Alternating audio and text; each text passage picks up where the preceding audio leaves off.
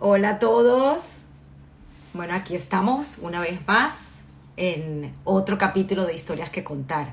La verdad que estoy muy feliz. Aquí estoy viendo ya que están entrando nuestros amigos. Rivka, quien tuvimos la semana pasada. Ay, Adriana, ¿cómo estás? ¿Qué tal? Bueno, aquí muy emocionados. María Blanca, tengo mucha gente que quiero y admiro. Ay, Tomás también está. Encantada, un placer. Bueno, vamos a tener hoy una súper invitada especial en Historias que contar. Ya lo dije, ella no es de mi promoción.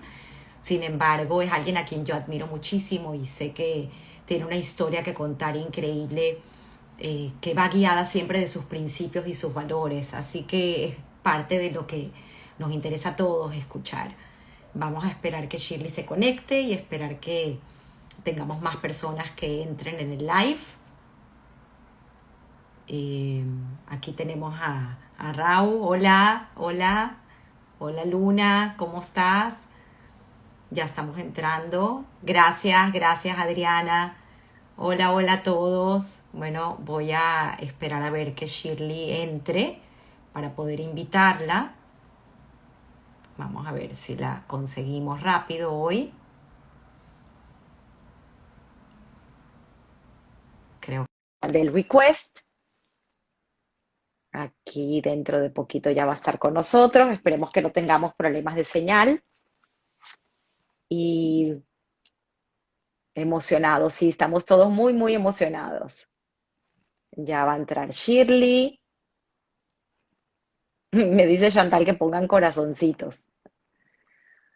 Creo que tenemos un tema con la señal. Voy a desconectar. Aquí está Shirley. Sí, ya te invité, pero no sé por qué. Voy a cancelar y voy a volverte a invitar. Hola Nelly, gracias. Aquí tienes mucha gente que te sigue siempre, Shirley, y que están aquí hoy. Sí, sé que estás, pero no sé por qué no te puedo invitar. Voy a volver a Go Live with Shirley. Vamos a ver si aquí se puede. Este Eh, Instagram, mira, ¿ves? Ahí estás. A veces tenemos Hola, complicaciones de señal, pero entraste rapidito. aquí estoy. ¿Cómo estás, Tamara? Qué chévere conversar contigo. Y con Súper chévere, todos, tienes muchos amigos por aquí que están conectados. Está Nelly Guinan que te manda un beso enorme. tan bella. Bueno, Y bueno, yo las conocí a ella y a todo, a un grupo de gente que tengo mucho aprecio, porque te comentaba a ti y a la gente que me comentó que iba a estar contigo, que para mí era muy importante estar en esta entrevista contigo, porque Tamara me dio la primera oportunidad de animar un evento y ella insistió que fuese yo y yo le digo, oye, pero es que yo no tengo la experiencia. Y dice, no, tienes que ser tú. Y bueno, yo soy una persona muy agradecida, en mi casa me enseñaron a ser agradecida y para mí es un honor estar contigo, de verdad que sí, con todo el gusto y la emoción de que me hagas la entrevista. qué bonito. Bueno, más que una entrevista, yo no soy entrevistadora, no soy comunicadora, es una historia que contar. Así que toda la plataforma es tuya, simplemente voy a guiarte en una línea del tiempo que medio conversamos ayer y cosas que he investigado. Pero como tú eres una persona pública y pues es muy fácil saber quién es Shirley Barnaghi en Google, yo quise empezar hoy un poco distinto. Y voy a leer cosas que escribieron tus compañeras del colegio, Ay, Dios de quién mío. es Shirley. Entonces, Ajá, para conocer un poco más quién es Shirley, voy a leer. Todos los recreos antes de bajar a comer pasaba por el baño a maquillarse. es verdad. Le costaba un mundo las matemáticas, Definitivamente yo era malísima, más sigo siendo, la verdad. pero increíblemente buena en filosofía. Todo lo que escribía la maestra lo leía en voz alta. La primera vez que se pintó el pelo de negro, lloró toda la noche y le rezaba a su peluquera que había fallecido años atrás para que le regresara su color original. Esa fue una decisión horrible. Yo no sé por qué yo hice eso, pero bueno, nada, lo hice y me arrepentí. Bueno, pues no combinaba con mi personalidad.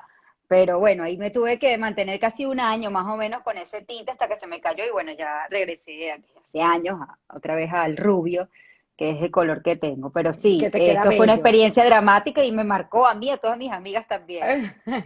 Tuvo los novios más cool del año, pero le gustaban los surfistas. Bueno, sí, tuve una época que me gustaban los surfistas, no sé. A mí me gusta siempre la playa, ¿no? Pero sí, tuve. tuve unos novios, no muchos, y cada uno pues obviamente marcó algo en mí, pues, ¿no? Qué bonito. Y bueno, voy a seguir porque quiero empezar ya contigo, pero lo último que voy a leer es algo que me marca y me encanta. Siempre estuvo muy orgullosa de su papá y de su profesión de médico. Y uno de Sí, los días más importantes de su vida fue cuando se graduó de la universidad y recibió el título de manos de su padre. sí, ese momento fue, yo te puedo decir que si me toca enumerar los momentos más felices de mi vida e inolvidables y que dejaron huella, sin duda alguna te diría ese. Eh, Porque bueno, primero que mi papá me dio la medalla, ¿no? Y además, bueno, yo tuve el privilegio de ser reconocida en esa ceremonia por el promedio que tuve.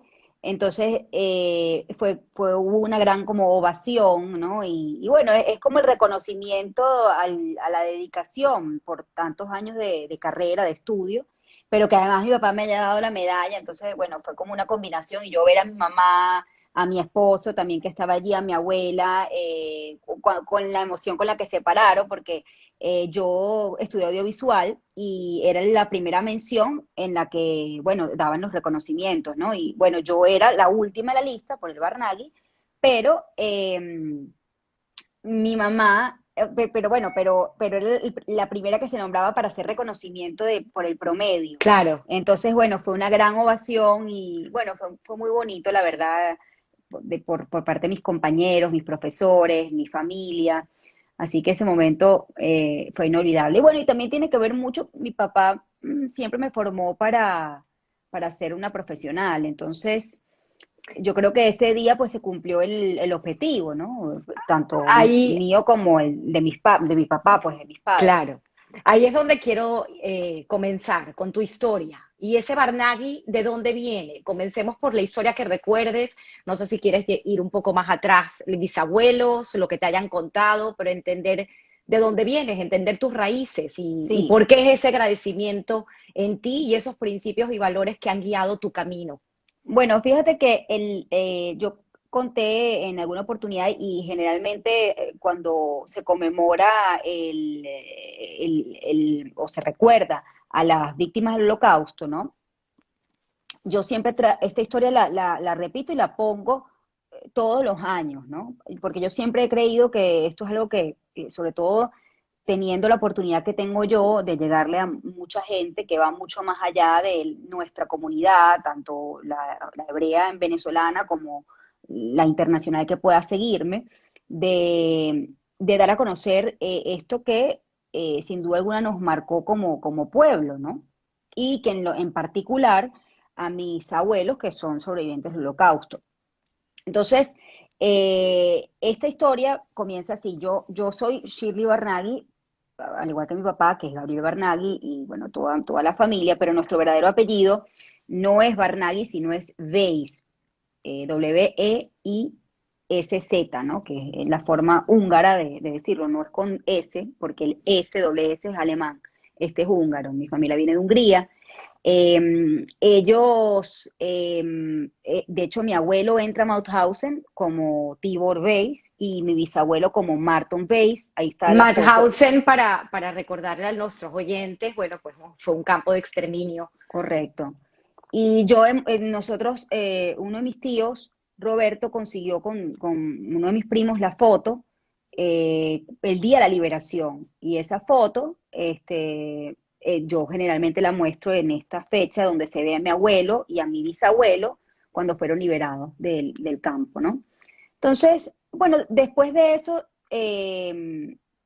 ¿Cómo llegan a viene, Venezuela? O sea, ellos salen, sobreviven y quién porque sobrevive de la guerra. sí, bueno, mi abuela y mi abuelo se habían casado recién y entonces los separaron, pues, ¿no? Porque mi abuelo lo mandaron al campo de concentración de exterminio Mauthausen y mi abuela sí logró escapar pero digamos, era itinerante, ¿no? Es decir, estaba en un sitio, entonces iba para otro sitio con su hermana y logró, digamos, no llegar al campo de concentración, pero no fue el caso de mi abuelo, quien, bueno, fue liberado, imagínate, tenía 28 años con 22 kilos, ahí se ve digamos, la muestra tangible de lo que pasó aquel día, ¿no? Lo que pasó en la guerra, pero lo que es, la foto refleja el día de la liberación. Entonces, bueno, ellos después regresan a Hungría. Ellos hacen vida en Hungría, sí A la regresaron después del capital, Holocausto, a Budapest. Budapest, sí. Ellos hicieron vida allí y después llega el comunismo, ¿no? Entonces llegan los rusos y empieza todo este tema de nuevo, ya no solamente era contra el tema hebreo, sino también con los intelectuales. Entonces, ellos se dieron cuenta que sus hijos no iban a poder estudiar allí. Y bueno, y vino la guerra, ¿no? En Hungría, y ahí es cuando ellos deciden salir. Entonces ahí hay todo un cambio de apellidos. En el caso del Weiss se pasa a Barnal, que no es un apellido hebreo. Mi abuela era Rado, era Goodman, pero cambia a Rado. Entonces, bueno, ya cuando emigran a Venezuela, eso quedó así. Y yo siempre he sentido como una deuda con eso. A mí me hubiese gustado, ya no puedo, porque creo que se ha creado pues toda una imagen con relación a mi nombre. Y mi familia pues tienen en sus áreas respectivas pues un nombre en la carrera que han hecho. Ya es muy difícil regresar, pero yo siempre he tenido eso allí como me hubiese gustado que la familia rescatara su apellido. Mi papá también en varias oportunidades me lo mencionó, pero bueno, es un proceso engorroso, ¿no? Pero así es que se cambia y bueno, realmente mi nombre original sería Shirley Weiss, ¿no? Exacto, pero bueno, llegan a Venezuela tus abuelos y tu padre nace en Venezuela o tu padre No, nace también en mi Hungría. papá nace en Hungría y cuando él tenía creo que 3 años, Muy pequeño. ellos, muy pequeño, es cuando ellos deciden, 3 o 4 años, que emigrar a Venezuela, pero también tras un evento traumático, porque ellos tuvieron que, bueno, en donde vivían, que yo tuve la oportunidad luego de ir para allá, por cierto, donde vivían, cuando entran los rusos, bueno, hubo una guerra y cae una bomba muy cerca de donde ellos estaban escondidos en el edificio, en un sótano. Y mi papá, del susto, queda tartamudo. Entonces, bueno, Wow. yo no tengo, digamos, ahí el detalle o no lo recuerdo. Yo creo que mis tíos deben tener mayor precisión de eso, sobre todo el mayor. Pero sí sé que fue algo pues que marcó a la familia. Y eso pues hizo que, supongo yo que mi abuela pues hiciera todo, porque ella fue realmente la que tuvo la habilidad para poder desafiar de alguna manera aquel sistema y poder luego escapar para Venezuela.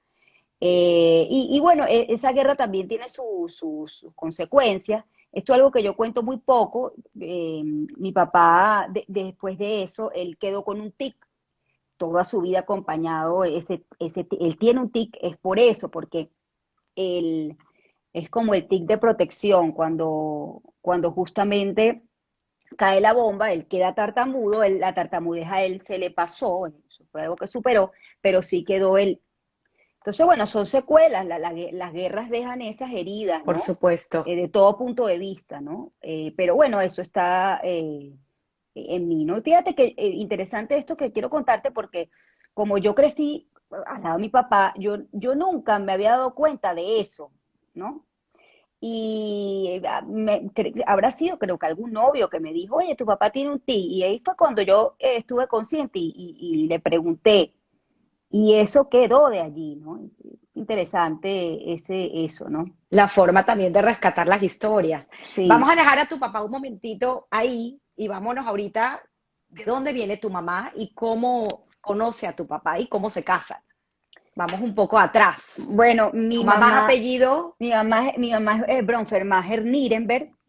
Y bueno, mi abuelo viene de Rumania, él quedó huérfano muy, muy pequeño, pero tenía un hermano que le llevaba ventaja, digamos, ¿no? Es decir, era grande y deciden emigrar a Venezuela. o Ellos sea, aquí, antes de la antes, Segunda Guerra Mundial, entre la primera y la sí, segunda. sí, mis abuelos, por claro, son dos historias, los de Polonia, voy con los Nuremberg y voy ahorita con los de Rumania, que es el Bronfermacher. Bueno, mi abuelo, él bueno, nace en Rumania, queda huérfano muy joven de padre, su mamá, que yo tengo el honor de llevar su nombre, Ujú. Sheibe, en hebreo yo me llamo Shirley, en hebreo me llamo Sheibe. Bueno, decide el hermano grande buscar mejores oportunidades porque ellos ya antes de la Segunda Guerra Mundial, es decir, la persecución de los hebreos es de larga data.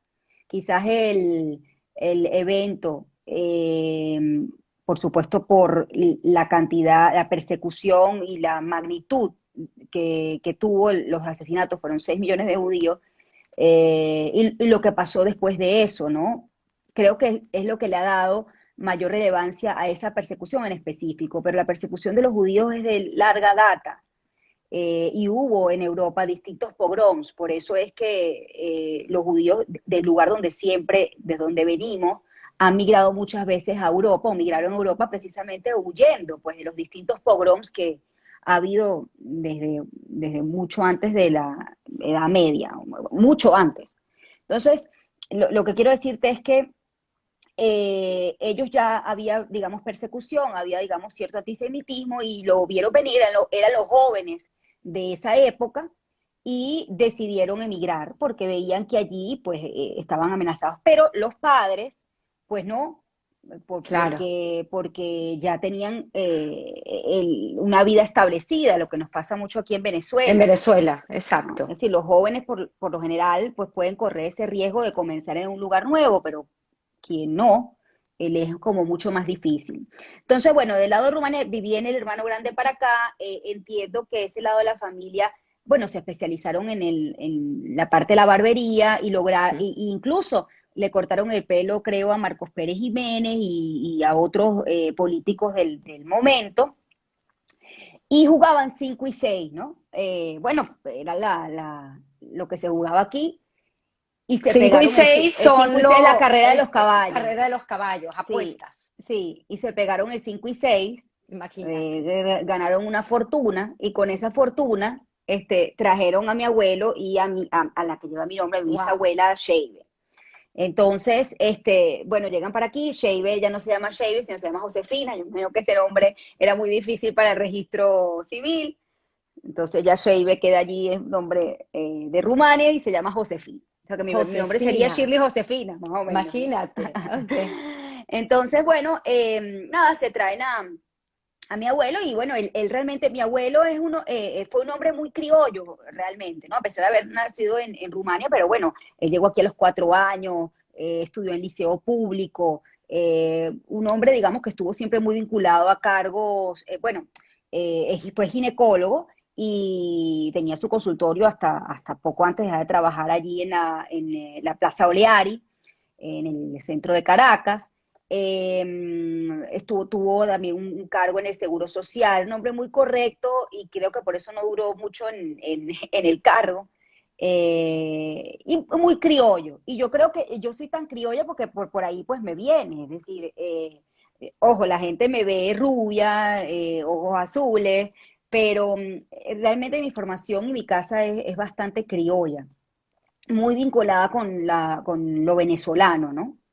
Y del lado de mi abuela, de Polonia, que son los Nirenberg, bueno, ellos vivían en Shelehov. Este cuento me parece dramático porque, como te decía, bueno, mi bisabuelo José y Dina, los jóvenes decidieron Emigrar. emigrar con sus hijos pequeños, pero dejaron a sus padres, o sea, a mis tatarabuelos.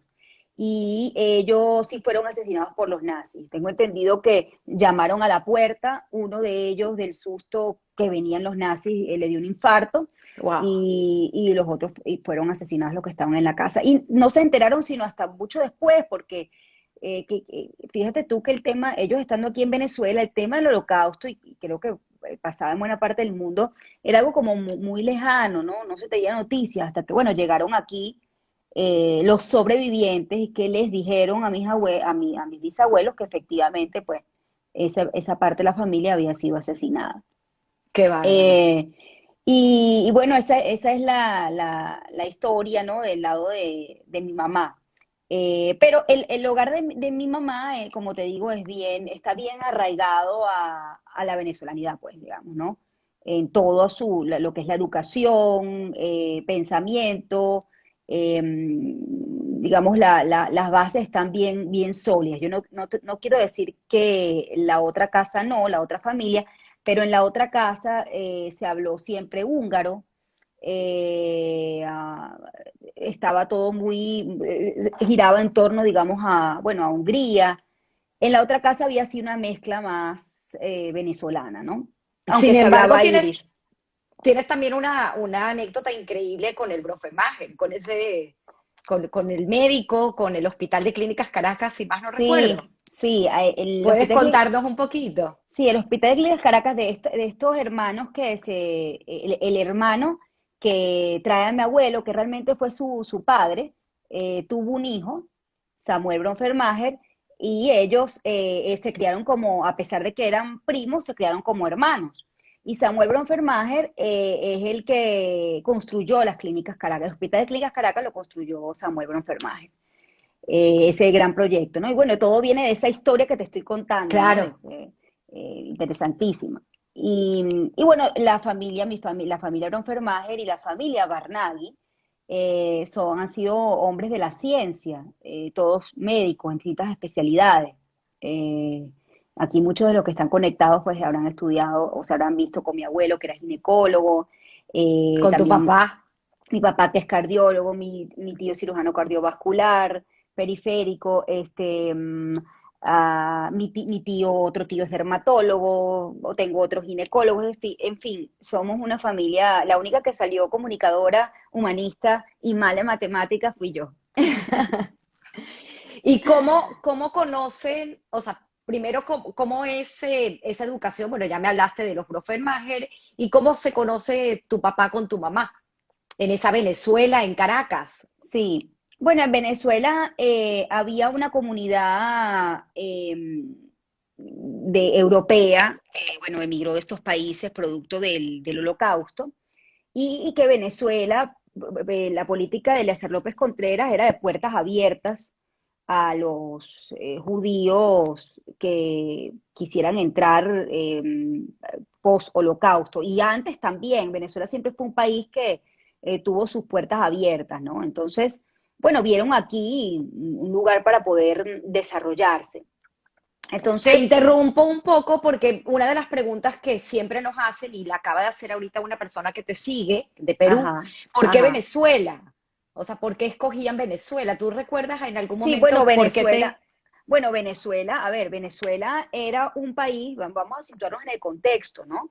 Venezuela bueno, de esto podemos hablar luego después, ¿no? Pero Venezuela era un país bollante desde el punto de vista económico por el tema de petróleo, hubo una cantidad de reformas que se hicieron en el país que permitieron que Venezuela se insertara y que fuese un país que empezó a sonar en todo el mundo por el tema del petróleo. Incluso la guerra también, porque mientras que los países estaban en guerra, otros países tenían que voltear a países como es el caso de Venezuela, donde habían grandes pozos petroleros, producción petrolera para comprar petróleo. Venezuela fue un país muy rico por sus reservas, ¿no?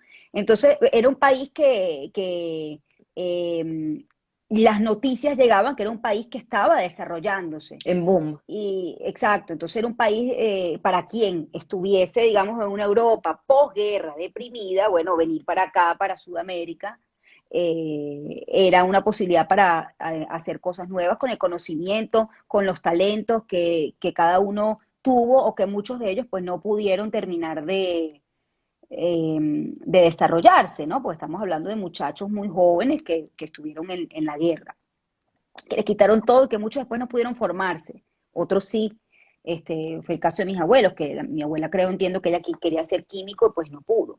Entonces, bueno, llegaron aquí a este país y vieron que Venezuela tenía las condiciones para surgir y efectivamente así fue, ¿no? Así fue. Me acabas de recordar algo con lo de químico, la historia de las cremas, Shirley. Sí, la historia de las cremas es muy interesante y por cierto que muchísima gente me está pidiendo la crema si la voy a vender. Yo creo que voy a tomarme esto en serio y creo que sería una bonita forma de rendirle homenaje a ellos. Mi abuelo Tibor, es decir, los Barnaghi, los Beys, ellos tenían, antes del Holocausto, tenían una estética que le iba muy bien, por cierto, y ellos creaban sus cremas. Yo tengo las fotos, las mostré el otro día y bueno, ellos crearon una crema específica y bueno, después del Holocausto, pues los nazis pues, le quitaron todo. Y tengo entendido, porque tuve que verificar de nuevo si luego, cuando pasó el Holocausto, volvieron a reabrir esa estética. Y sí, sí fue así. Pero bueno, luego vino el comunismo y ya sabemos muy bien en qué consiste el comunismo. Entonces, ellos decidieron cerrar y emigran a Estados Unidos. Entonces, la que emigra a Estados Unidos, que fue mi bisabuela Serena, con mi tía Ivy, eh, vuelven a producir la crema de forma muy casera y en el lugar, nunca crearon una estética, pero ella se hizo muy famosa en el lugar de los religiosos, ahí donde viven los religiosos en Nueva York, que se llama Borough Park. Ellos vivían allí, tenían una casa y atendía muchísima gente, hasta bueno, poco antes de morir, ella siempre estuvo muy activa. Esta crema, tenemos la receta, la familia tiene la receta, La tanto los que receta están en está Nueva York, escrita a mano, ¿no? escrita, sí, a mano, tanto los que viven en Nueva York como los que viven en Estados Unidos, o digamos, en Estados Unidos, Nueva York, y nosotros que vivimos en Venezuela. Y yo tengo la crema, es una crema que yo uso, y bueno, es estupenda. Mi bisabuela murió con muy pocas arrugas, y mi tía abuela también, tiene una piel espectacular. Bueno, no sé si es genética o la crema contribuyó, pero lo que quiero decirte es que ahí hay una historia, yo siempre lo mantengo en las entrevistas, ¿no? Que pues, el objetivo del Holocausto era exterminarnos. Pero eso no fue posible. Es decir, y yo creo que nosotros, de alguna manera, en nuestras tradiciones, nos arrebataron y nos hicieron cambiar los apellidos, nos persiguieron, pero no pudieron, digamos, quitarnos nuestra fe, ¿no? Y Es bueno, así. parte de ahí, de esta entrevista, que quizás hay algunos oyentes que se están uniendo. Tamara también es hebrea, pertenecemos a la misma comunidad, compartimos muchos valores y principios y tradiciones, y bueno, eso es lo que para nosotros es muy importante el sentido comunitario, precisamente por eso, ¿no? Porque es la demostración de que aquí estamos y aquí seguimos, ¿no? Tuviste la oportunidad hace poco, por cierto, de entrevistar a Edith Eger y escuché esa Sí, entrevista y mencionas a Hannah Arendt con el tema de la banalidad del mal, ¿no? Tema que se popularizó muchísimo ahorita en estos tiempos con esta presidencia que hemos tenido de Trump. Pero no nos vamos a meter en política, simplemente sí, lo quería mencionar y me sí. parece pues muy interesante siempre estar Mira, conociendo la historia. hay mucha gente que puede pensar, oye, ¿por qué siempre toco el tema del holocausto o el tema del judaísmo en mis programas? Mira, tengo el privilegio, Dios me dio el privilegio de tener, digamos, esta plataforma donde creo que puedo lograr que haya más tolerancia, que no hubo en el Es así, pasado. Y no solamente con la religión judía, sino con otras, porque, por ejemplo, es yo tengo un así. micro que se llama Interpretando la Fe, que incluso el otro día estudié el tema del halal, que es la comida sagrada de los musulmanes. Me pareció interesante, pero tenemos muchas cosas en común. Muchas, Entonces yo creo que el conocimiento de la diferencia permite fomentar la es así. tolerancia, es una forma de tolerarnos. Y entonces tengo la posibilidad a través de mis medios de hacerlo, y nunca es suficiente con el tema del holocausto, ¿no? Porque vemos que ese peligro está. El holocausto ocurrió en una Alemania no muy alejada digamos, a un Estado moderno, donde estaban constituidos poderes, y bueno, pasó todo, digamos, se legalizó, entre comillas, una barbarie como la que ocurrió. Entonces yo creo que esos peligros siempre están.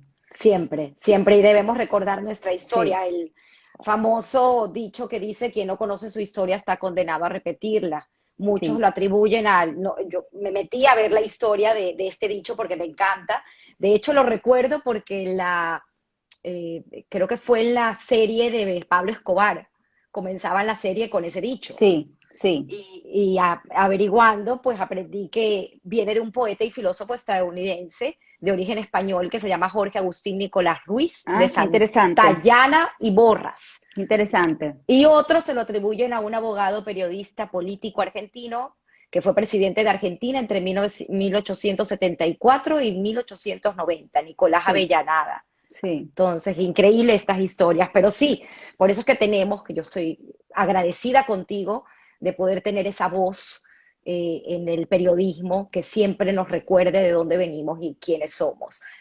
Volviendo a tus raíces, Gracias, Shirley, Tamara. tu papá y tu Ajá. mamá, ¿cómo se conocen? Ellos se conocieron en el Día del Perdón en Yom El Kippur. Día del Perdón en Yom Sí, Kippur. sí, en una sinagoga, que era la sinagoga donde iba la mayoría de la comunidad húngara en Venezuela, Ashkenazí, que era el rabinato de Venezuela, y ahí se conocieron en un Yom Kippur. Mi mamá le dijo a una amiga que quién era el rubio que estaba abajo, Mm, porque las mujeres se sentaban arriba y los hombres abajo.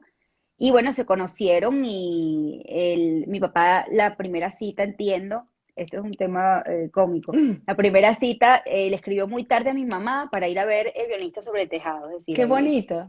y ella le dijo, mira, yo no soy plato de segunda mesa para que me llames tan tarde, no. Uy, Entonces, sí, entonces, bueno, mi papá pues insistió y bueno, finalmente salieron y mi papá llegó a buscar a mi mamá con un carro, que cuando mi mamá vio que el carro venía, le dijo a mi abuela, oye, yo creo que ese carro fue el que atropelló a José Gregorio Hernández, porque el carro de verdad estaba destartalado.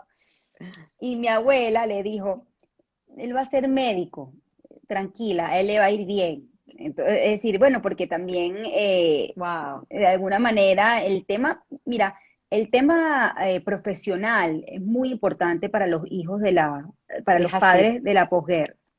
No tuvieron la oportunidad de formarse y incluso tú ves, digamos, dentro de la religión hebrea que hay distintas formas en cómo la mujer concibe el papel, ¿no? Y fíjate tú que yo no me había dado cuenta, pero efectivamente las mujeres que nací, no quiero generalizar, pero de alguna manera están como más alejadas de la casa, más inclinadas, digamos, a la labor Es cierto. profesional, que eso no estoy hablando que eso es una diferencia mala o buena, pero es un tipo de crianza diferente, ¿no?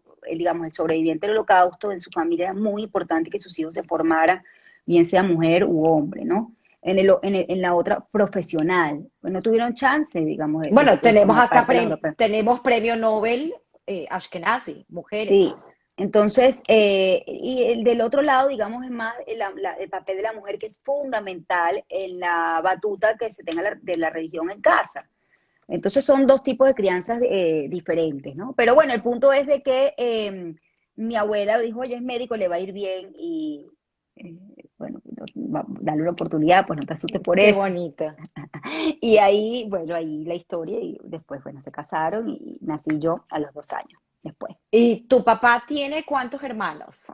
Tiene 3 hermanos, uno mayor, mi tío Roberto Roberto. Barnaghi, También médico, correcto. también médico, cirujano cardiovascular, y Daniel Barnaghi, que es doctor en ciencias políticas, que podría ser el hijo de mi tío Roberto o de mi papá, quizás, porque Y mi, brillante, mi una abuela es mente brillante. brillante, sí. Mi abuela pensaba que estaba menopáusica, lo que era es que estaba embarazada a los 49 Wow. años.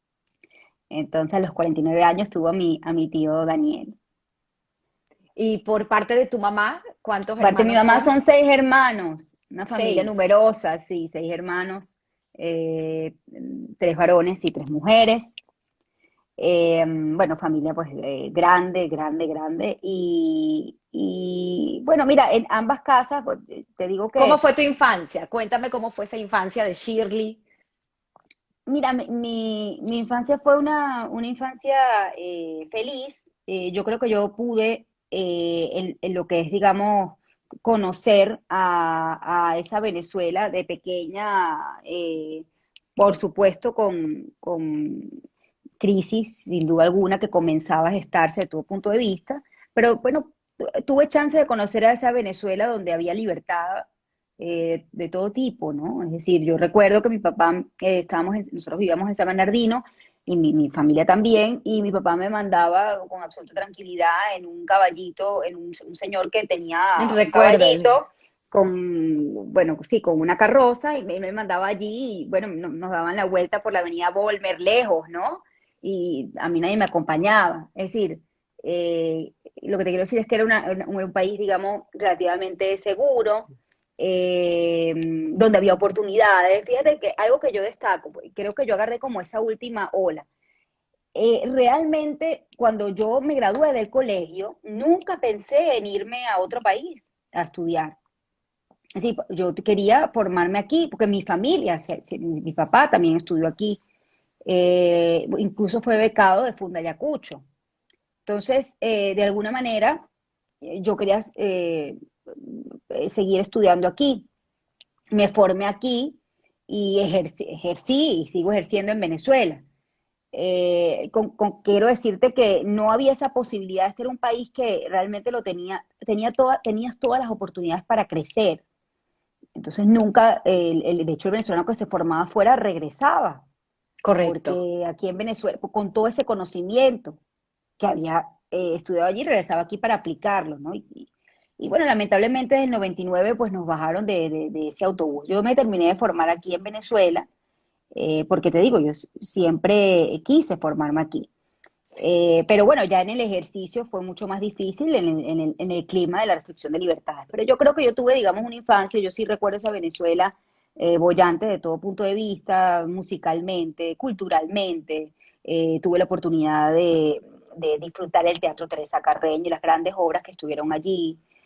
Por ejemplo, aquí se presentó bueno, o presentaron con un elenco internacional Aida de Giuseppe Verdi, es decir, habían espectáculos de Bueno, ir al alta, Teresa Carreño sí, a ver la temporada de ópera era un privilegio. sí, o el festival de danza o de ballet, es decir, tuve la oportunidad de vivir toda esa Venezuela, el Museo de los Niños, el Museo de Ciencias, el Museo de la Historia. El Museo de Arte De Contemporáneo, foráneo, exactamente, eso fui Sofía ahí. Entonces Inver, ícono. yo tuve la oportunidad de vivir esa Venezuela, que lamentablemente mis hijos no, es decir, esa es una curiosidad para ellos, no es esa Venezuela.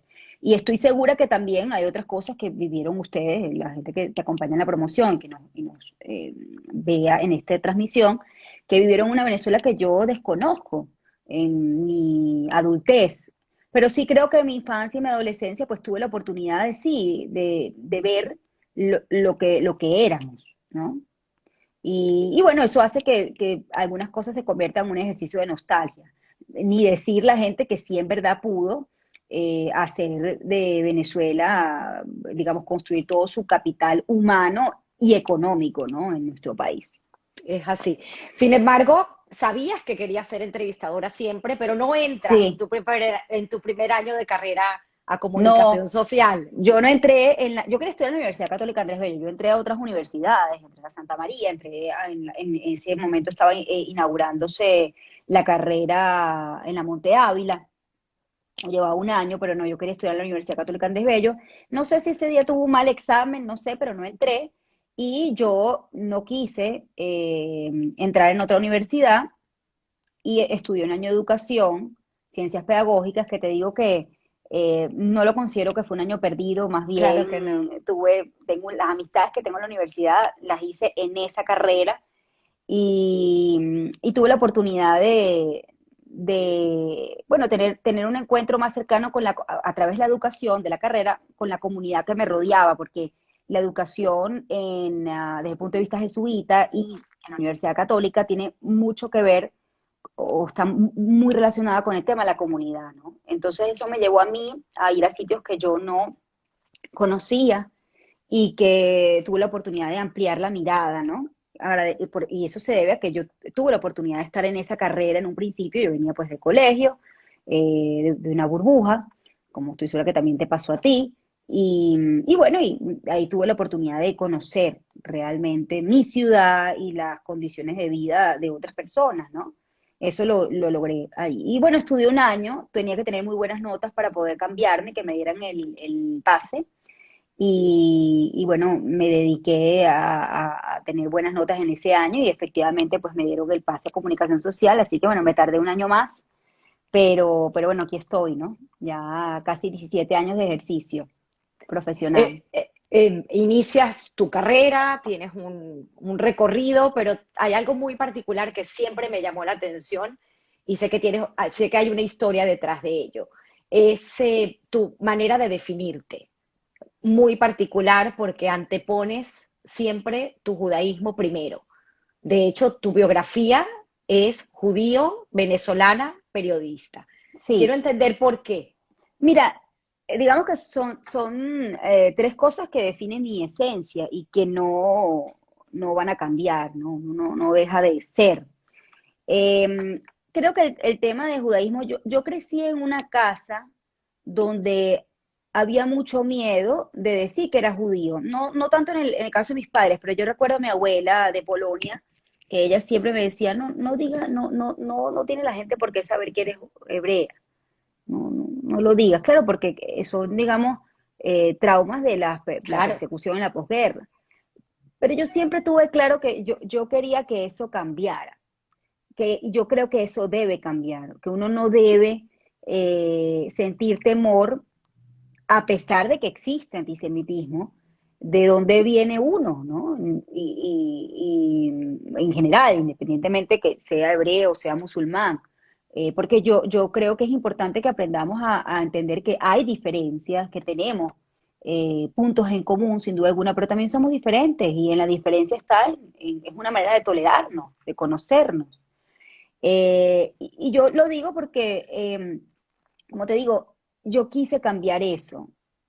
No quise que mis hijos ni yo tuviésemos miedo a decir que éramos judíos, que así somos, estas son nuestras costumbres, así nos definimos. Y bueno, en esa medida pues sentir un orgullo de donde uno viene, las costumbres que tiene.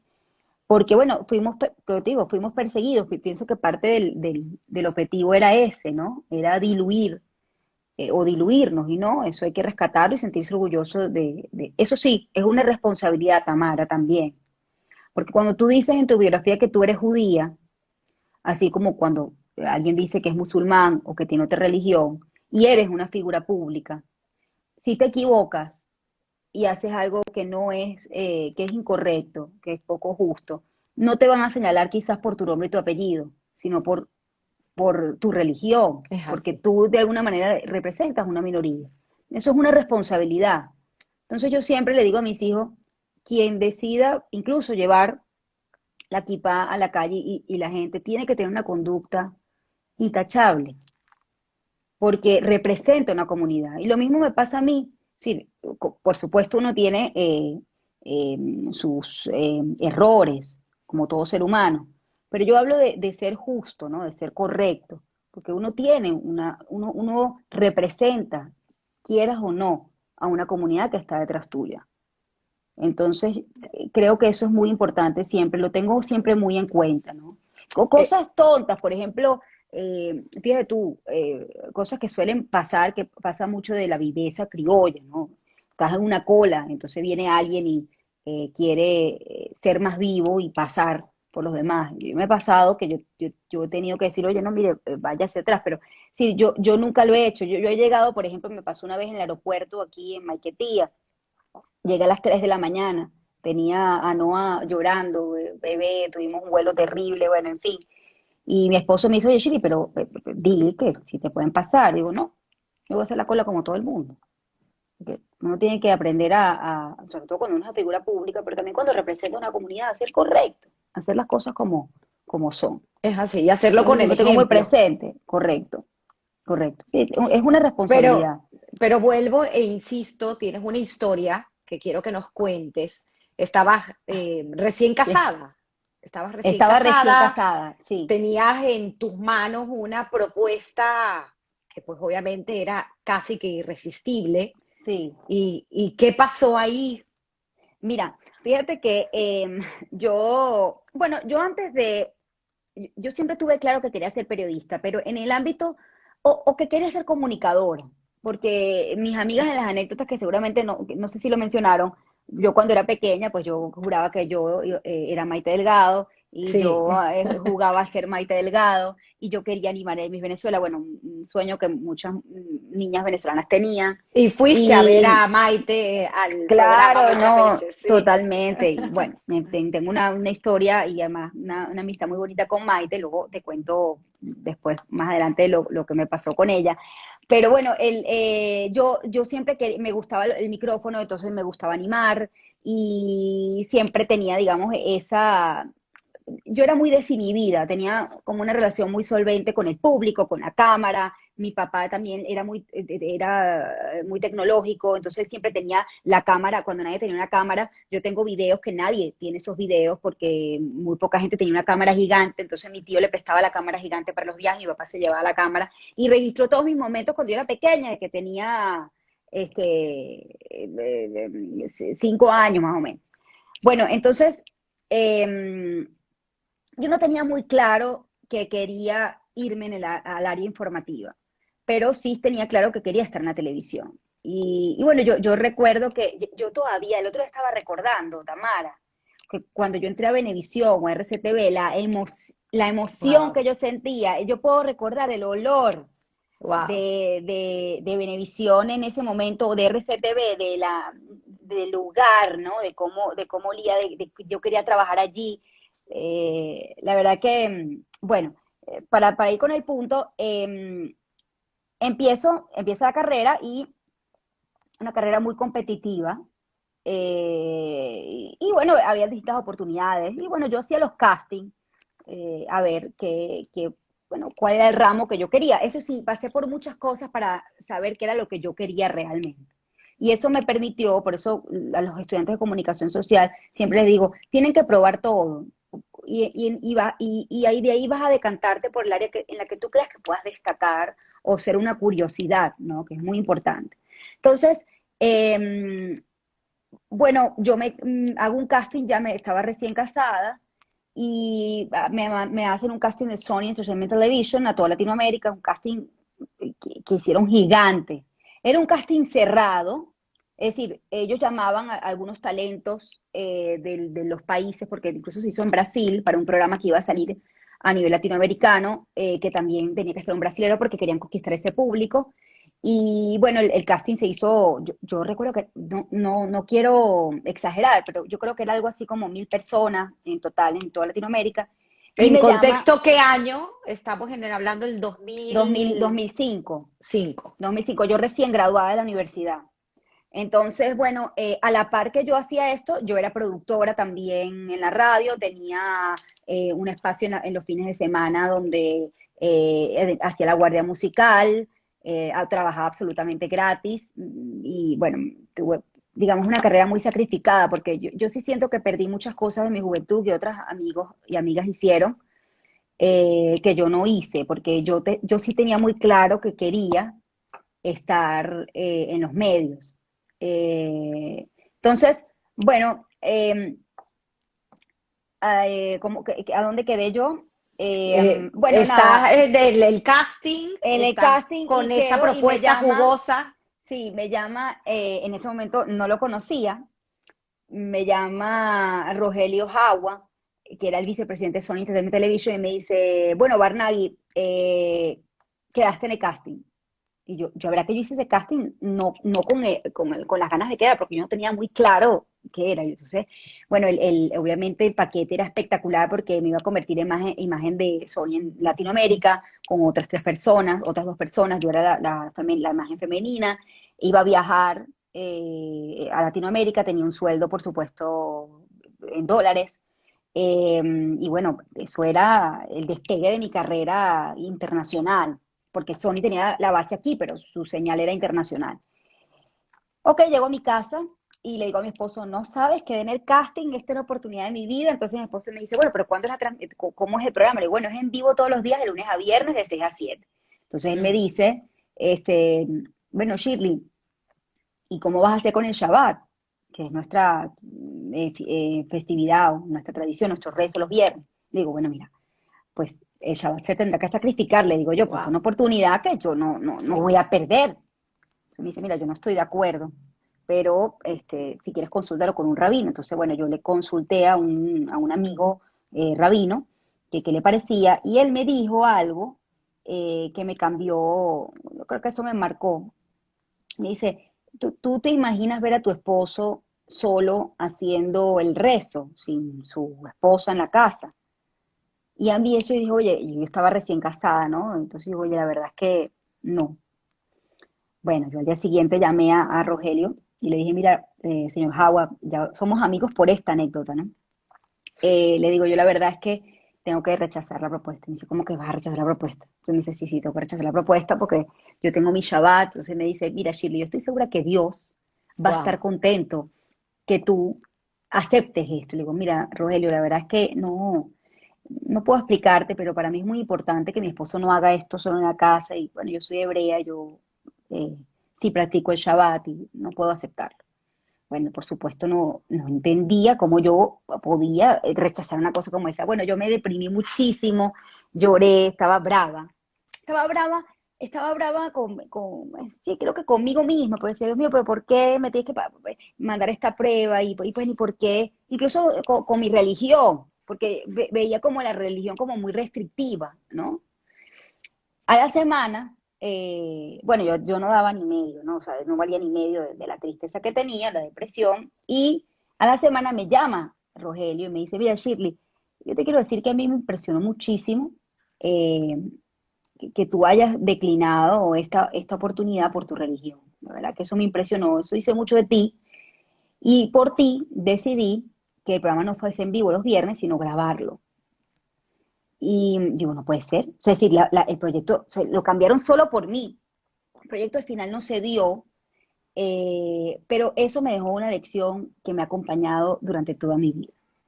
Y es que uno nunca debe de poner, tiene que poner su religión por delante. Y la gente te respeta más porque se da cuenta que tú eres una persona de valores y que no es algo que no es negociable para ti, ¿no? Cosas que son importantes, la familia, la religión, eh, parte de tu esencia.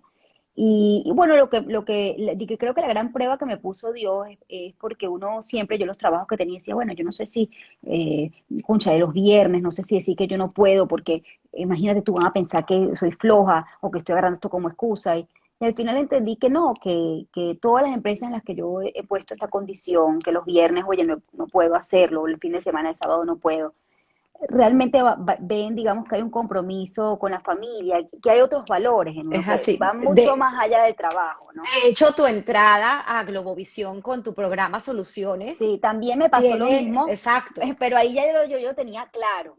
Me llamó María Fernanda Flores a decirme, Shirley, tenemos la gran oportunidad de que seas narradora de noticias los fines de semana, tú vas a hacer la guardia completa. Y bueno, imagínate, es una gran oportunidad, pues en ese momento Gladys Rodríguez que era mi jefa, por cierto, era la narradora de noticias, y habían otros talentos, y yo me iba a encargar de toda la parte del fin de semana. Era una gran oportunidad para el área, digamos, periodística o noticiosa. Y yo ahí sí estaba claro y le dije, mira, yo la verdad es que no puedo aceptar no puedo aceptar esto. Entonces María Fernanda me dice, pero ¿por qué no puedes aceptar? Esto es una gran oportunidad. Le digo, mira, no puedo aceptarla porque, por lo que conté, porque yo soy hebrea, yo el sábado no puedo dejar a mi esposo solo en mi familia. Ya yo tenía a Noah, a mi hijo. Entonces, oye, para mí era muy importante compartir con él el fin de semana y no puedo dejarlo solo en el Shabbat. Yo salí de la oficina y al mediodía, mira, al mediodía recibí la llamada de María Fernanda y me dijo, oye Shirley, ¿sabes qué casualidad que saliste de la oficina? Y yo vi que había un espacio de un horario que se me acaba de desocupar, porque alguien había renunciado o se iba del país, no sé, que es de 8 a 9 y queremos hacer un programa que sea soluciones para el país. Y ese fue mi primer programa en vivo que tuve en la televisión venezolana mío propio, que fue Soluciones.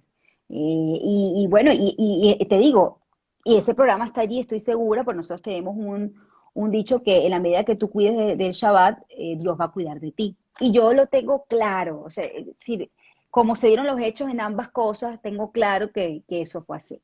qué bonito, qué bonito. Es que en Sí. definitiva eres un gran ejemplo de cómo tus valores y tus principios han sido fundamentales en la toma de decisión que has hecho en tu vida a lo largo de tu carrera, de tu vida. Y bueno, tienes ahorita dos hijos maravillosos. No, y Naomi. Noemí, Y Naomi, Naomi Noah. y Noah Sí, en el Mundial de Fútbol creo que fue. sí. Vemos que va a ser un posible locutor, ¿no? Más adelante. Tienes un esposo que te apoya infinitamente en tu carrera. Cuéntanos un poco cómo es ser esposo de Shirley. Bueno, mira, no es nada fácil, tanto así que yo renuncié a Globovisión porque mi esposo me dijo, bueno, Shirley, o 24 horas de información o yo. No sé, me puse en 3 y 2. Y bueno, fue una decisión difícil, pero yo aposté por mi familia, porque yo veía, esta es una carrera que tú sabes cuándo tú entras y no sabes cuándo sales, ¿no? Y digamos, para ser esposo o pareja de alguien que está en la televisión, es muy complejo porque no puedes ser dueño del tiempo de nadie. Es decir, nadie puede ser dueño de tu tiempo, pero cuando tú te casas, pues tienes que compartir tiempo en familia, ¿no? Entonces, yo sí creo que sí ha sido, digamos, yo he logrado o he tratado de equilibrarlo, pero a veces hay excesos, por supuesto, para poder distribuir entre tus hijos, tu pareja, la carrera, ¿no? Porque demanda mucho, y más ahora con las redes sociales, que es, digamos, otro medio, pero que está además incorporado a tu vida, a tu día a día. Pero sí es un medio difícil. Entonces, yo creo que la clave está en entender qué es lo prioritario en ti. Para mí, sin duda, mi carrera es mi prioridad, al igual que mi familia, pero trato de lograr el equilibrio, ¿no? Pero sí es difícil ser sin duda alguna, porque lo que te digo, yo me decanté cuando me pusieron en 3 y 2, 24 horas de Globovisión o yo, que era el eslogan, 24 horas de información, mi esposo me dijo, bueno, 24 horas de información o yo me decanté por mi familia, porque yo veía que mucha gente alrededor había perdido sus parejas o sus relaciones, que eran relaciones buenas, pero que bueno, que también se quería estar en uno en pantalla. Y sí entendí a lo largo del tiempo que este medio es muy fugaz y que efectivamente ahorita estoy al aire, tengo un programa de radio, tengo un programa de televisión, pero otro día no voy a estar, bien sea por cómo me pasó, por, digamos, por censura, o porque envejeces, y eso es muy duro. Es decir, en Latinoamérica, no es el caso como en Europa, quien envejece aquí, digamos, no es tan atractivo al aire, es duro, pero es así. Es decir, es muy fugaz. Entonces, este tiempo que estoy ahorita al aire lo disfruto, pero yo sé que en el momento que eh, ya mi rostro no esté tan lozano, no sé, quizás no sea tan atractiva para ir al aire, ¿no?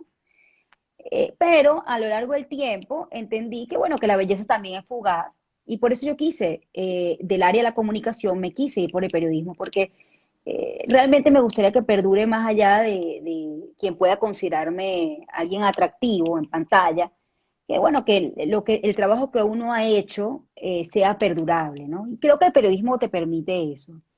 Es decir, que la gente no recuerde, bueno, que quizás yo tenía unos ojos que llamativos, pero sí recuerde la entrevista que le hice a Mario Vargas Llosa, por ejemplo. Como Que por, recordamos a Sofía Inver. ¿Quién no recuerda a Sofía Inver?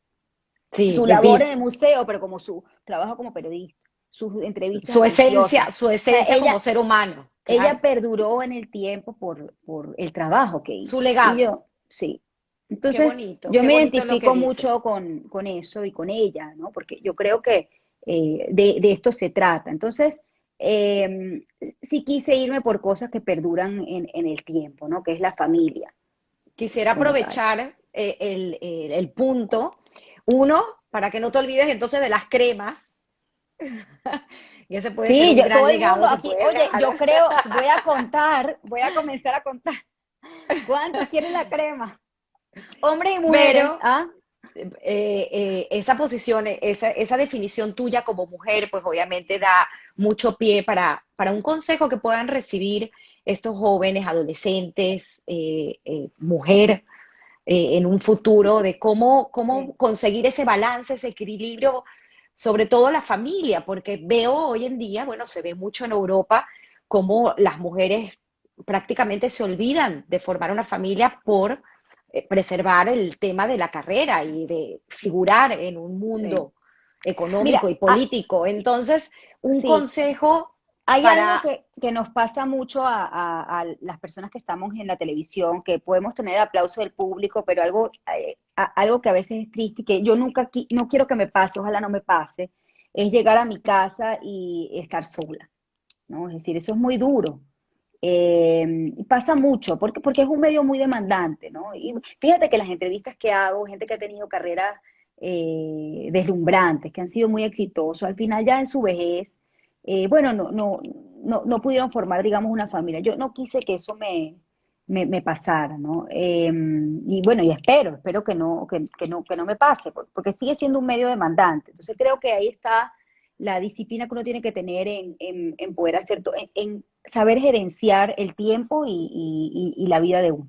Yo estoy segura que yo tengo momentos que puedo estar más presente en la vida de mis hijos, pero estoy segura que hay momentos en los que yo pues estoy muy presente y la idea es que cada las cosas, digamos, que les enseñe, pues dejen huella en ellos, ¿no? Que por cierto, Creo que eso se trata. sé por tus amigas que una de Ajá. las cosas que más te dolió fue no poder despertar a tus hijos en las mañanas para ir al Sí, colegio. sí, me duele, me duele. Ahorita, bueno, ahorita lo estoy disfrutando porque estoy aquí en la casa Sí, transmitiendo, sinceramente, por el tema de la pandemia. Pero sí, y esa también fue una decisión difícil, ¿ah? Eh, pero era una decisión que yo pude equilibrar con otra cosa. Bueno, si yo no los despertaba, entonces yo los buscaba al colegio. Tenía una opción, o sea, la idea es buscar opciones, ¿no? qué bueno. Hay una anécdota que ayer hablamos y me encantaría tiene que ver con alguien que tú admiras mucho, ¿no? Que es el tema de la suerte la suerte, el azar o la disciplina, Sí, ¿no? ahí vamos con esa pregunta. Es alguien Sí, que yo admiro muchísimo. Recomiendo el podcast siempre, Guy Raz. Él venía de TED, de la comunidad de TED, a quien yo soy, creo que enferma de todas las charlas de TED. He tenido oportunidad también de asistir. Pero bueno, no se trata de mí. El tema es Guy Raz.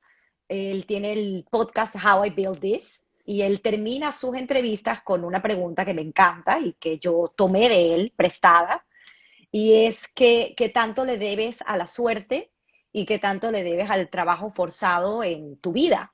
Pues yo no lo bueno, llamaría en tu éxito, sino en tu vida. voy a responderte primero con una anécdota y luego pues cierro, ¿no? Fíjate, yo cuando, hay mucha gente que me pregunta si yo no he tenido la inquietud o las ganas de emigrar. Yo debo ser honesta, sí, aquí hemos vivido momentos muy difíciles, de todo punto de vista, social, económico, cultural, y uno tiende a olvidar, por ejemplo, que a nosotros los venezolanos, bueno, no conseguíamos papel toalé, había que buscarlo. Eso no está pasando, pero pasó. Y bueno, empiezas a ver de que cosas básicas pues faltaban, independientemente del estrato social que tuviese.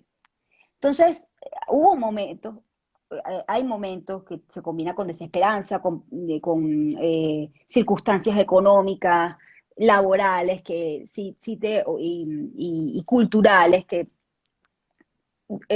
piensas que, bueno, quizás es el momento de buscar otros caminos. Pero bueno, luego siempre, digamos, te reconcilias, esta es una relación que te reconcilias con el país por distintas cosas, también porque está toda, mi familia está aquí, toda. Entonces, a mí me sería muy difícil dejarlo, ¿no? Pero bueno, en todo caso, que no ese no es el tema, yo en un momento, mi hermana se fue a vivir a México Mm. y yo iba mucho a México y sentí que México era un país que quizás podría tener culturalmente, algunas conexiones con nosotros, aunque somos distintos, pero que podría yo, en el ámbito comunitario judío, tener un colegio con valores muy parecidos a los que tenía aquí, que quizás era un lugar donde mis hijos podían desarrollarse. Entonces, vi colegios y bueno, cuando regreso a Venezuela, por el algoritmo de Instagram me sale que siga a un señor que se llama Joshua Mintz. Ojalá que Joshua esté viendo esto. Joshua Mintz, cuando me dice quién es Joshua Mintz era vicepresidente o presidente de TV Azteca y era hebreo. Y yo, Dios mío, no, pues yo tengo que conocer a esta Mm. persona. Pues si yo estoy pensando en emigrar a México, pues bueno, por lo menos tener un contacto. Y yo hay algo que siempre he tenido, yo siempre he visto a la gente horizontal, Qué bonito. de todo punto de vista. de el que está más alto o el que está más bajo. No, yo nunca he visto de arriba hacia abajo, ni de abajo hacia arriba. Yo siempre he visto horizontal. ¿Me escuchan? Dice que no se escucha. Perfecto, Dice, ok. perfecto. Y esa horizontalidad en la forma de mirar a los demás me ha permitido tocar puertas sin tener temor de perder algo. Es decir, cuando alguien decía, no, pero cómo tú le vas a proponer esto al señor Zuluaga, esta idea? Yo, no, porque no le puedo, no, pues que imagínate, no. Entonces yo una vez me encontré con Carlos Zuluaga en el pasillo y le dije, mira Carlos, señor Zuluaga, yo tengo una idea. ¿Usted cree que podría darme un chance para reunirme? Entonces quizás él estaba muy ocupado, pero me dio la oportunidad. Y lo mismo fue con Eladio Lares o con Marcel Gran. Es decir, tuve siempre como, yo no tengo temor en presentar la idea, nunca tuve, ese es mi mayor consejo que le puedo dar a un joven. No tenga temor en presentar su idea. Bueno, de repente sale y de repente no. Aquí hay un ejemplo de que fue efectivo. Pero el punto es de que yo llego a Caracas, veo a Joshua Meade, digo, vicepresidente de Azteca, oye, yo tengo que conocerlo, si yo quiero emigrar a México, bueno, de repente tengo una oportunidad. Empecé a tratar de conectar con Joshua Meade, si no, bueno, no daba con él, no había manera, la gente me decía, bueno, sí lo conozco, pero imagínate, vicepresidente de Azteca, como que no te voy a dar el número, o no lo tengo. Busqué, y no lo encontré, y dije, bueno, de repente no pude, pues. Un día, después de meses, y yo seguía a Joshua Means y comentaba las publicaciones, bueno, para hacerme visible, ¿no? Entonces, esto fue hace poco, ojo, ¿no? Ya yo tenía aquí en público, eso fue hace poco, hace como 3 años más o menos. Llego para el salón de clases de mi sobrina en México, que estaba cumpliendo años, y bueno, me pongo a observar la cartelera de dibujos. Y de repente veo en la cartelera que los dos niños, que eran los hijos de Joshua Means. Wow. Pues, puede ser. O sea, México tiene, creo que solamente en Ciudad de México hay 30 millones de habitantes o más. Es una cosa, la comunidad, incluso la gente hebrea no se conocen entre ellos porque la comunidad es tan grande. Y Hay bueno, innumerables colegios sí, judíos, o sea, la comunidad judía es muy grande. no eso, sino incluso yo traté de buscar y la gente no lo conocía, la gente de la comunidad. En México es difícil, decíamos, estamos hablando de una gran urbe, y yo dije, Dios mío, no puede ser que estos hijos de, bueno, ya mi hermana le dije, ¿tú tienes el número de Joshua? Me dice, claro, si Joshua está en el chat, la esposa está en el chat del colegio, tú me tienes que dar el número. Entonces yo agarré, a través de mi hermana logré y me reuní con Joshua Min y hablé Wow. con él, y hoy en día nos seguimos, somos amigos. No me fui a vivir a México, él, digamos, ya después salió de ese cargo, pero lo que te quiero decir es que no tuve, primero no tuve miedo en tocar la puerta, en buscarlo, y segundo, sí creo que hay algo de estar en el momento correcto, ¿no? En el lugar indicado. Y eso también, digamos, creo que todo tiene que ver con una persona creyente en Dios, con Dios. Me puso eso en el camino allí, ¿no? No tengo duda de eso, no tengo duda. Así que sí creo que, digamos, Dios de alguna manera guía tus pasos. Pero también creo que así como puede ponerte en lugares para que tú puedas tener, digamos, mejores oportunidades, está en ti que puedas tomar malas o buenas decisiones o elegir, digamos, el camino que te lleva a un objetivo y trabajar por ello. Yo vengo de una casa donde en la casa de mis padres, los Barnaghi eran muy humildes. Ellos vivían en una condición bien precaria. Mi papá tenía los pantalones, se los compraba más grandes, los remangaba, porque, bueno, porque eran hijos de posguerra, o no tenían para ir a comer un helado. Es decir, yo vengo de un papá que vivió precariedades, ¿no? Pero también vengo de una casa donde se formaron y estudiaron para no tener una vida precaria. Y así crecí yo. El estudio y el trabajo es la mejor forma de progreso. Entonces, yo creo que son ambas cosas. Es estar en el lugar indicado que Dios te pone allí, siempre que tú seas una persona de buena fe, pero está también el trabajo que tú haces para conseguir tus objetivos, ¿no? Y elegir, tomar las decisiones correctas. Qué bonito, Shirley, es Sí, admirable, de verdad, o sea, te admiro antes, te admiro más ahora. tan bella. Siento que eres una persona que por delante lleva la verdad y eso en un periodista es algo, pues, sine qua non, que tiene que ser así. Y me encantaría conocer, tal vez para terminar, 3 momentos que te hayan impactado de alguien importante que hayas entrevistado. Me vienen nombres como Don Mario, Don Francisco. Sí. Bueno, de Don Francisco me identifico. Bueno, primero que fue una entrevista difícil estuve casi más de un año tras esa entrevista y cuando finalmente la logré, eh, marcó, digamos, la internacionalización del programa en Venevisión Plus. Se fue un antes y un después y por eso es una entrevista que marcó un momento, ¿no? Pero más allá de eso, fíjate que don Mario, que también es hebreo, por cierto, estuvo años, yendo a la oficina del dueño del canal en Chile para que le diera una oportunidad. Y no se la daban, pero él nunca se rindió. O sea, no tuvo nunca temor o miedo de hablar con quien tenía que hablar, de arriesgarse.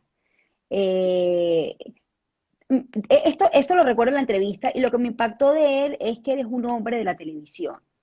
Y eso no, eso va más allá, ser un hombre o una mujer de la televisión va mucho más allá de que se prende una cámara. Tiene que ver con una forma de comportarse, de un respeto que hay en el público, de estar bien maquillado, de estar bien arreglado, de tener una buena dicción, de prepararse, de estudiar, de formarse. Va mucho más allá de esos 20 minutos, 30 minutos que puedas estar al aire. Esto implica una forma, una forma de una disciplina de vida. Mis amigas, fíjate que ellas decían eh, lo del maquillaje. Bueno, porque la pantalla, la televisión es eso, es decir, es eso. Tú debes mostrarte, sí, tal cual eres, pero estar presentable. Es un respeto al público. Tú debes estudiar para tus entrevistas, porque, bueno, porque así como Tamara, que sé que estudió, porque mis amigas me dijeron que hablaron contigo. Sí, eso es un respeto por la gente que te Es un ve todos los respeto. domingos, que tú no vas a hacer una entrevista sin sustento, porque de repente tú no me vas a volver a entrevistar otra vez, esta es la oportunidad que tienes. Lo mismo me pasa con don Francisco, yo le pregunté todo lo que quería preguntarle, porque estudié, eso es respetar a la gente. Entonces creo que él es un hombre que me marcó esa entrevista porque él es un hombre de televisión, no solamente en el momento, sino fuera del escenario, ¿no? Que está consciente del peso y la responsabilidad de las decisiones que toma. Un hombre que practica, él ensaya, porque yo tengo el estudio al lado de él ensaya cada milimétricamente, todas las coreografías, está ahí viendo todo, lo que se hace, lo que no se hace, porque es un respeto de presentar un producto de calidad, ¿no? Entonces, eso me quedo. La otra entrevista que me marcó fue la que le hice a Gilberto Correa. Por muchos años estuve tratando de que Gilberto Correa me diera la entrevista y nunca me la daba.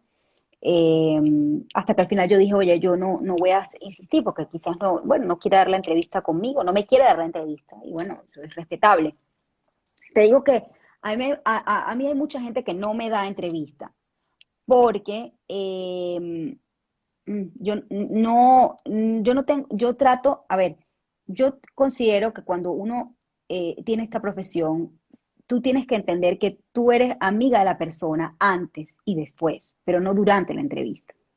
Porque hacer una entrevista donde la amistad esté de por medio, que tú no logres separar eso, que es un ejercicio muy difícil, puede hacer que la entrevista sea complaciente, ¿no? O que tú quieras proteger. Y en ese momento en que tú sientes que quieres proteger al invitado, um, fíjate que a Carla le pasó, tú que trabajaste con Carla, cuando Carla empezó a sentir que no quería que tenía que proteger al invitado. Yo no puedo estar aquí porque no quiero, pero porque había una confusión. Entonces, de alguna manera, creo que uno tiene que tener claro, y la gente, yo me he pasado, por ejemplo, con políticos a quien conozco, que he tenido, digamos, alguna amistad, pero saben que al momento de entrevistar voy a hacer preguntas duras. Ese es el deber ser. No puedo, digamos, meter la amistad allí. Eh, y lo otro que lo que te iba a decir de Gilberto Correa es que, bueno, Gilberto no me daba la entrevista. Un día me llama y me dice que me quiere dar la entrevista. Bueno, hice la entrevista a 4 negros, son 5 negros, o sea, 5 espacios, 5 cortes.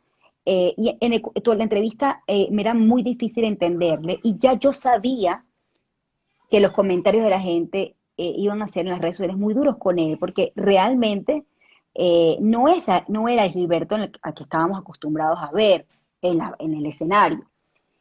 Eh, Así todo, pues continuó la entrevista. Y en el quinto negro, él me dice, y yo no me lo esperaba, no me lo esperaba. Me dice, yo realmente acepto esta entrevista para decirte algo que no le he dicho a nadie y que justifica por qué nunca te he dado la entrevista y por qué estoy tan desaparecido de los medios por tanto tiempo. Y él revela en la entrevista que él tiene Parkinson. Y ese fue un momento muy doloroso, ¿no? Para ambos, porque, bueno, yo crecí con Gilberto Correa en la televisión venezolana, con su audacia, con su astucia, con su destreza.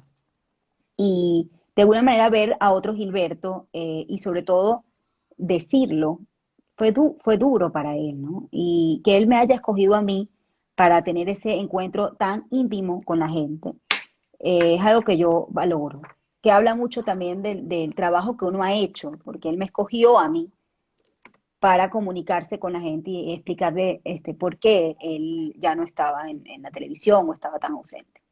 Y la otra entrevista que hice, pues, hay muchas que me han marcado, muchas, muchas, pero creo que la más difícil fue la que le hice al hijo de Pablo Escobar en Medellín, eh, porque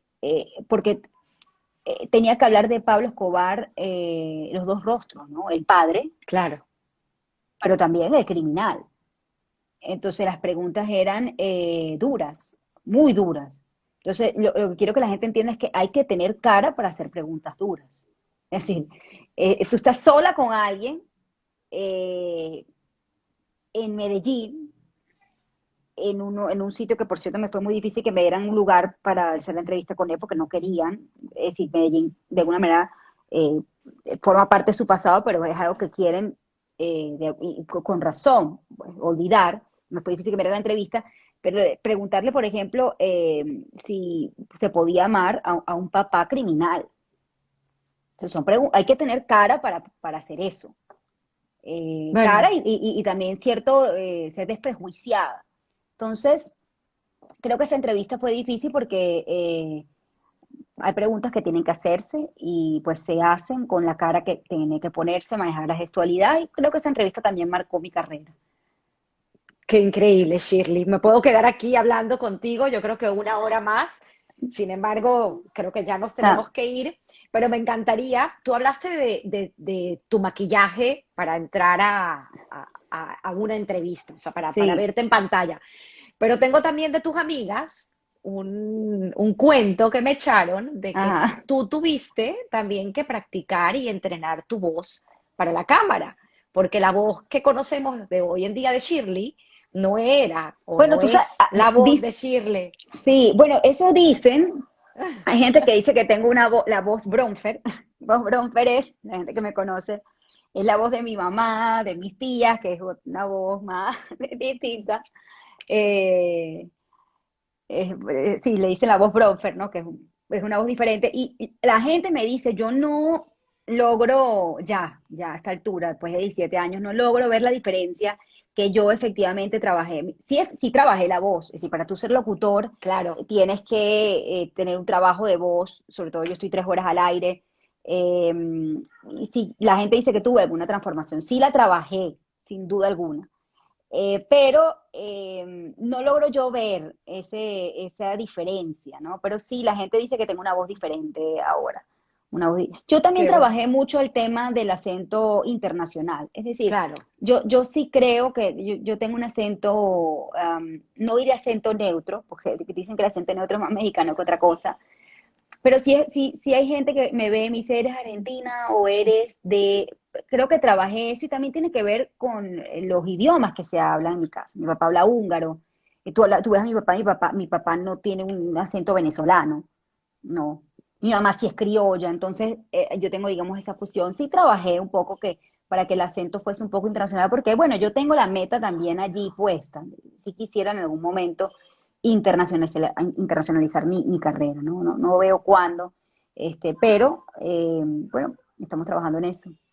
Shirley, sé que vamos a tener mucha más Shirley para rato. Me encantó haber Ah, por entendido favor. o haber tenido la oportunidad de que le cuentes a, bueno, pues a la gente que me sigue a mí de esta historia tuya de valores y principios, porque en definitiva soy fiel creyente que las cosas que nos guían en nuestra toma de decisión va y viene por nuestras creencias, quiénes somos, y eso de quiénes somos pues viene de nuestra familia, parte lo tenemos en nuestro cerebro. Te Sí, lo comenté ayer, tuve una invitada que fue un honor tenerla en el programa, que se llama Francis Criboy, hija del doctor Abraham Criboy, Criboy. Saúl Criboy.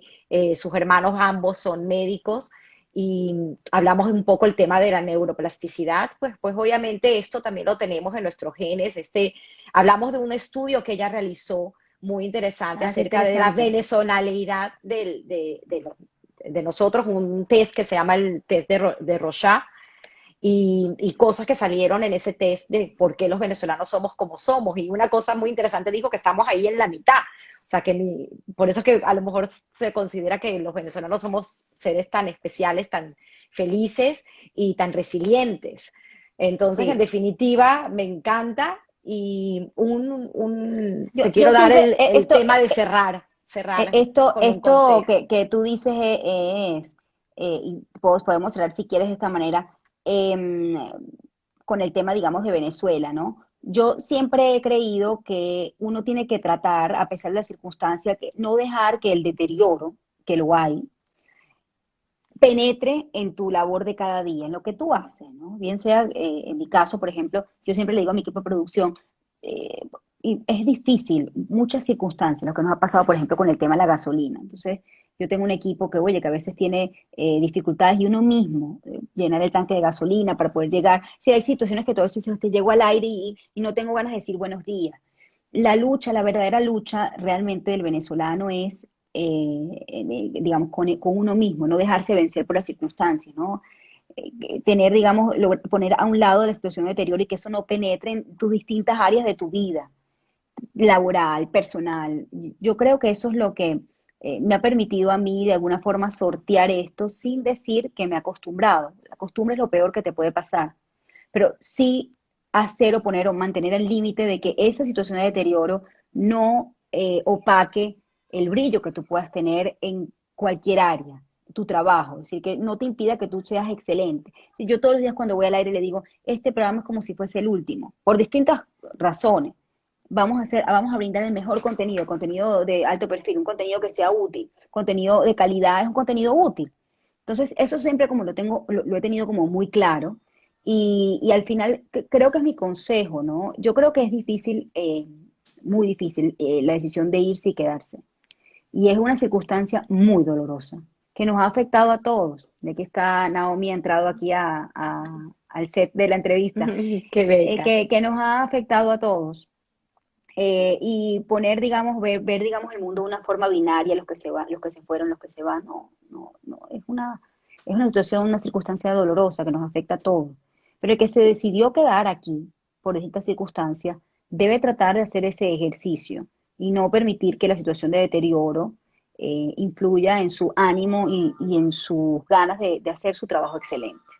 Es así, lo dijo una vez Carlos Saúl Rodríguez: cada uno tiene sus tiempos y no somos nadie para Sí, juzgar a nadie. sí. Y es así que bendigo tu posición. Me encanta que estés en Venezuela, que sigas siendo esa voz, y que nunca cambies y Gracias, que Tamara, siempre tan sigas bella. evolucionando. Quiero leerte algunos comentarios de A gente ver, que yo me te pongo aquí. escribe. Bueno, están todas mis amigas Dice, conectadas y estoy mi, feliz, porque eso nunca había pasado, o por lo menos me no que yo encanta. supiera.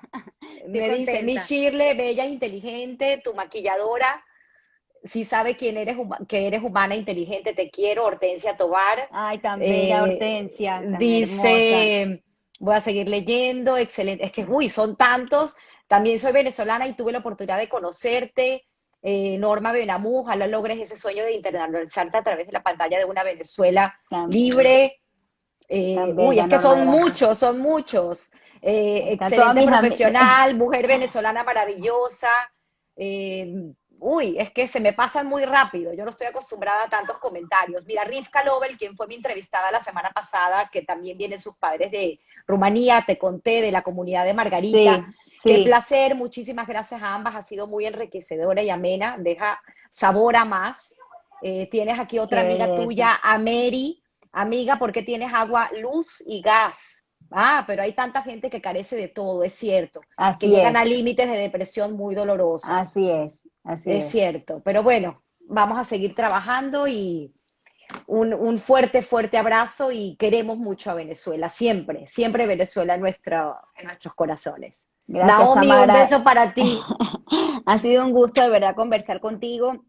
Como te dije, es muy especial esta entrevista porque, bueno, me has sacado el jugo, me has preguntado cosas que yo no había contado en otras entrevistas, que eso además me da la oportunidad para que la gente esté mucho más cerca de mí, más allá de las pantallas, las plataformas que tengo. Te quiero agradecer de verdad por esta entrevista porque tú me diste la primera oportunidad de animar un evento que yo no tenía la experiencia y te agradezco esa confianza y soy realmente una persona agradecida de la gente que me dio la oportunidad como tú. Sabes que te quiero mucho y te agradezco muchísimo que hayas tomado el tiempo para investigar, para hablar con mis amigas y para escuchar parte de, bueno, lo que es la historia de mi vida. Gracias, Shirley, gracias.